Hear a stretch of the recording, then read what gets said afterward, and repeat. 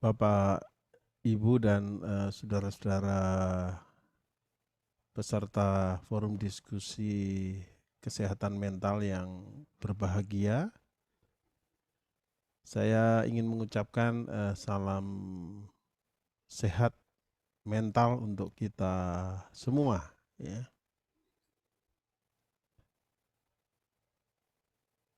Melanjutkan menjawab pertanyaan-pertanyaan peserta beberapa waktu yang lalu. Kali ini saya ingin menjawab pertanyaan dari peserta yang namanya Mas Triansah Pangestu, ya. Triansah Pangestu, ya. Jadi namun sebelum saya menjawab pertanyaan Mas Tri, saya ingin memberikan satu informasi penting, ya, bahwa berdasarkan beberapa masukan, maka kita akan mengadakan lagi forum diskusi tentang kesehatan mental ini setelah Idul Fitri, ya.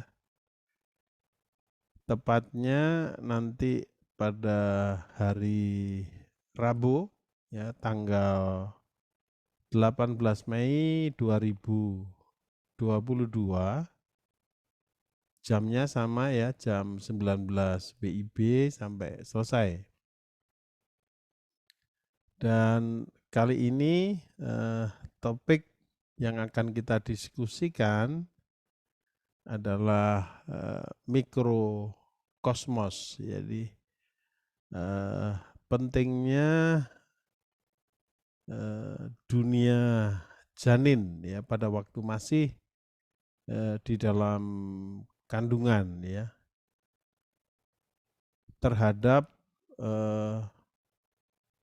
yang namanya kesehatan mental seseorang. Jadi apa yang terjadi pada waktu seseorang berada di dalam dunia yang disebut mikrokosmos atau di dalam kandungan, itu ternyata pengaruhnya cukup besar terhadap kesehatan mental seseorang di masa yang akan datang. Sehingga topik ini menjadi topik pilihan, sehingga dengan berdiskusi ini harapannya kita akan bisa mencegah, ya, lahirnya satu generasi, ya, yang rentan, ya, generasi yang mudah kena mental istilahnya, ya. Sebaliknya kita berharap dengan diskusi ini kita akan menjadi,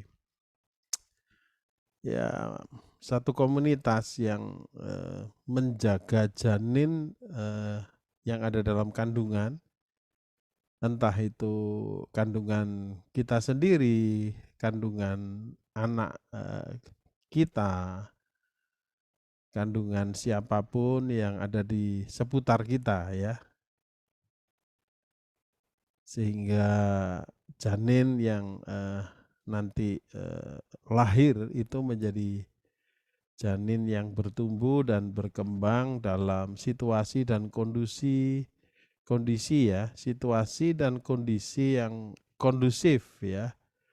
Apa itu kondusif nanti kita diskusikan, sehingga lahirlah satu generasi yang harapannya kuat, ya, dalam menghadapi berbagai masalah, ya, hambatan, gangguan, rintangan, ya, yang akan terjadi dalam kehidupan seorang manusia di masa-masa yang akan datang. Jadi itu yang jadi tema untuk nanti hari Rabu tanggal 18 Mei ya tahun 2022 yang akan datang.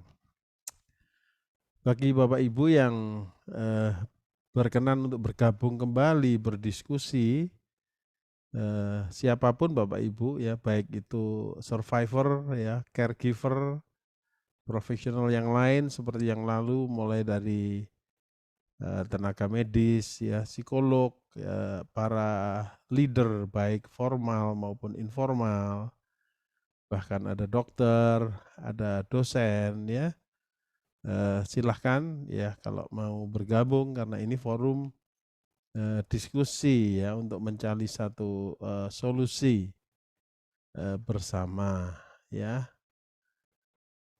Dan itu sekali lagi bagi yang berkenan untuk bergabung bisa melihat flyer atau poster yang sudah dibagikan di grup WA kita, atau mungkin melalui media sosial yang lain. Sudah ada link untuk Google Form-nya ya. Jadi silahkan diisi nama, kemudian nomor telepon, email ya, termasuk alamat ya, alamat, karena nanti pada waktu acara ada pemberian hadiah kepada peserta yang memang paling aktif ya. Seperti yang lalu kita pilih 3 peserta yang paling aktif, dan akan diundi juga 7 peserta untuk mendapatkan sebuah hadiah ya. Karena itu membutuhkan alamat untuk mengirimkan hadiah tersebut ya. Baiklah, kita kembali kepada pertanyaan Mas Triansah ya. Mas Triansah menanyakan, Dok, yang namanya kesurupan itu merupakan satu karma karma jiwa atau karena dibuat-buat ya. Kesurupan itu karma atau dibuat-buat ya. Ini pertanyaan yang bagus sekali karena memang kesurupan itu sering ya akhir-akhir ini terjadi ya. Jadi pertanyaannya dari Mas Triansah ini bagus. Apakah itu karma? Ya, yang jelas karena saya seorang dokter ya, saya harus menjawab sesuai dengan kompetensi saya. Jadi dalam istilah kedokteran, sebetulnya kesurupan itu ada istilahnya yang disebut dengan disosiatif ya. Jadi apapun yang namanya kena mental itu sebetulnya masalahnya adalah masalah atau problem yang ada di otak ya. Jadi bukan masalah karma, juga bukan masalah yang dibuat-buat ya. Kalau dibuat-buat tuh namanya di dalam kedokteran tuh malingering ya. Kalau kesurupan itu biasanya karena dasarnya adalah kecemasan ya. Kecemasan yang menumpuk ya, yang makin lama makin begitu kuat ya. Akhirnya pada suatu saat kecemasan itu meledak ya. Meledak dan meledaknya kecemasan itu muncul dalam bentuk kesurupan itu. Jadi ciri khasnya kalau kesurupan atau disosiatif itu biasanya yang pertama tidak disadari, jadi tidak dibuat-buat. Itu betul-betul sesuatu yang memang eh, tidak direncanakan. Jadi kecemasan yang terlalu lama disimpan sehingga seperti bom atom begitu lalu meledak pada satu saat tertentu. Dan biasanya pada kesurupan itu memiliki paling tidak dua keuntungan. Jadi keuntungan pertama pada waktu meledak itu membuat kecemasan yang tadinya begitu mengganggu itu menjadi menurun. Jadi ada penurunan ketegangan atau kecemasan di dalam pikirannya, di dalam perasaannya. Lalu keuntungan kedua atau yang disebut dengan secondary gain, yaitu adalah pada waktu itu terjadi biasanya dia mendapatkan support, ya, perhatian dari lingkungan.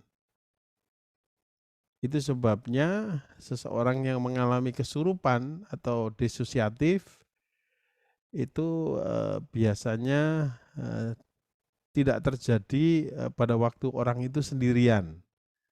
Jadi biasanya hampir selalu ada orang lain di sekitarnya. Misalnya di kelas, misalnya di pabrik, ya. Dan kalau tidak segera ditolong, maka kesurupan itu bisa menular. Jadi seperti yang saya katakan, namanya behavior bound disease, ya. Jadi seperti yang kita tahu, hari-hari ini banyak orang yang menyimpan kecemasan, ya, khawatir tentang banyak hal, ya. Nanti bagaimana, ya,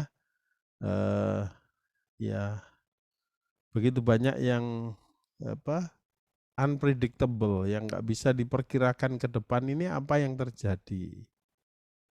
Nah, itu sehingga kalau terjadi kesurupan, misalnya di satu kelas atau di satu pabrik, itu harus segera ditolong, diamankan di klinik begitu, di klinik perusahaan, sebab kalau enggak nanti yang lain-lain itu bisa ketularan begitu.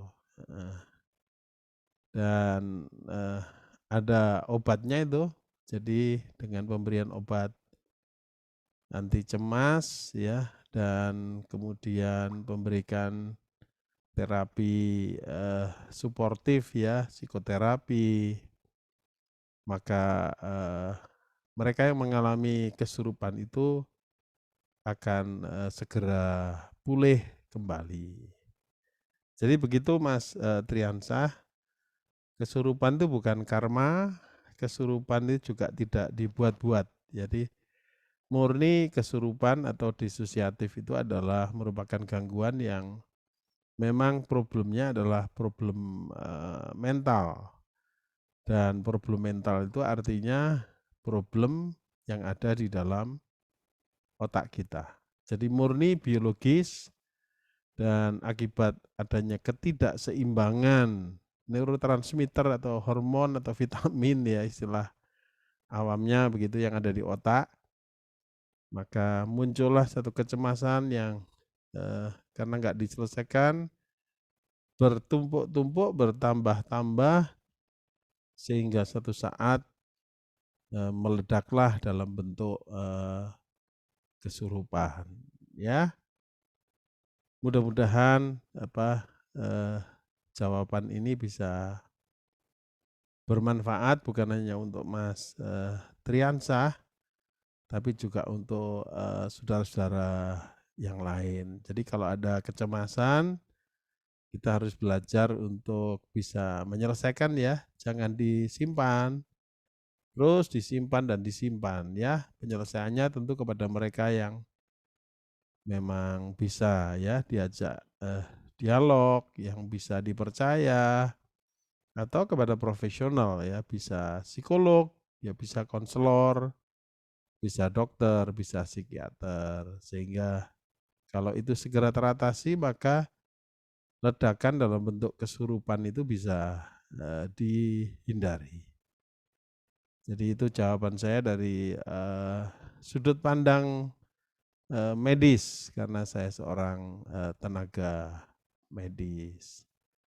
Demikian Mas Triansah, mudah-mudahan sekali lagi bermanfaat dan saya ingin ingatkan lagi bahwa forum diskusi yang akan datang tetap ya kita ambil hari Rabu tanggal 18 Mei 2022